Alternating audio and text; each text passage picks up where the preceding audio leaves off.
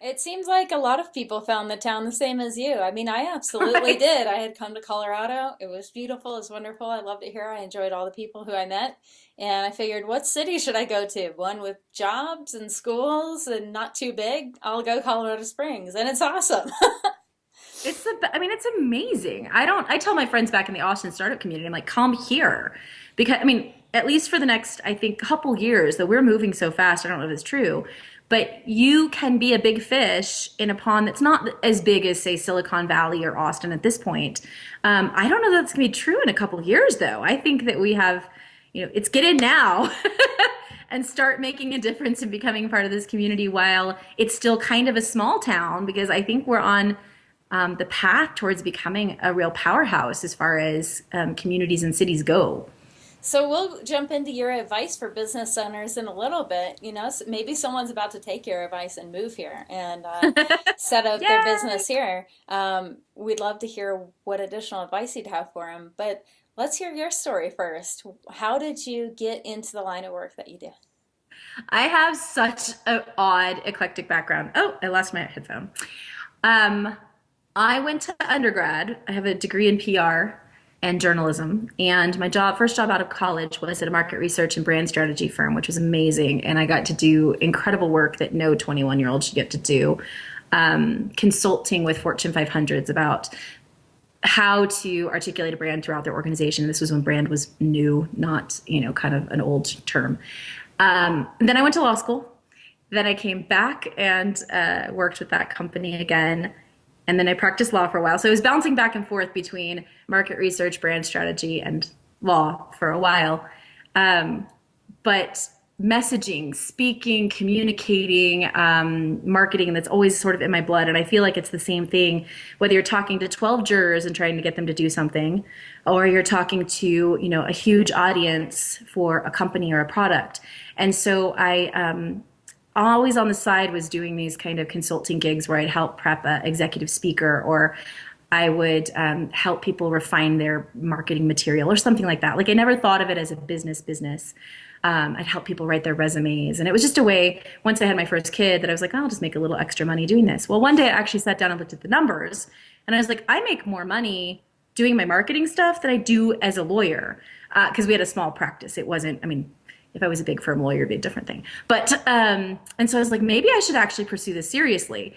And when we decided to move here, that's when I said, okay, it's time for me to, I don't have a network in Colorado Springs. I don't know anybody.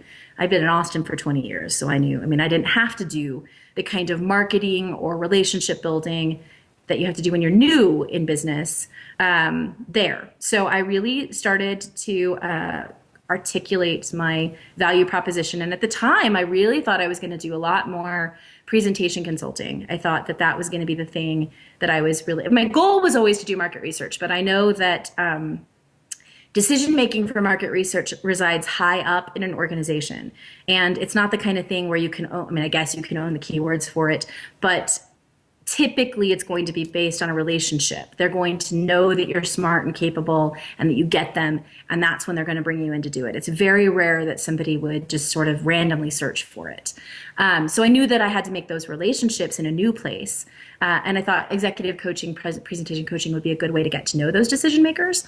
What surprised me was how quickly it switched into other types of marketing materials and messaging and really social media because what happened was I used social media to promote my business and then realized, oh, I'm really good at this.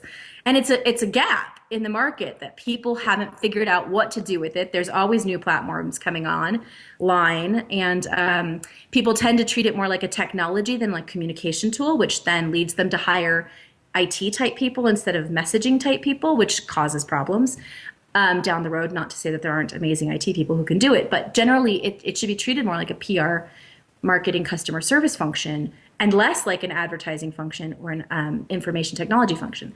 So anyway, I identified that gap, and that once that gap was identified, it took off. So I have definitely redirected my focus for my business, but to me, it all goes back to that same one-to-one communication. How do you explain your story to somebody else and get them to do what you want them to do in an authentic and real way?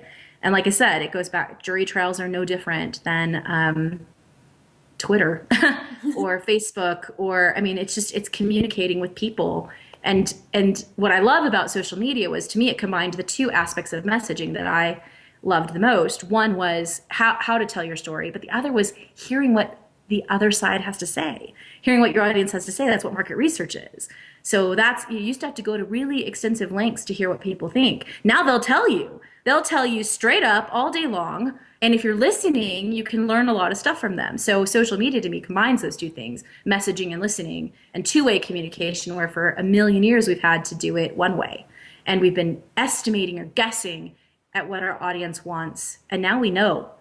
I do marketing and communications with an emphasis in social media and also market research. I know it sounds like a lot, but it all comes down to connection and communication with target audiences and understanding how to meet people where they're at.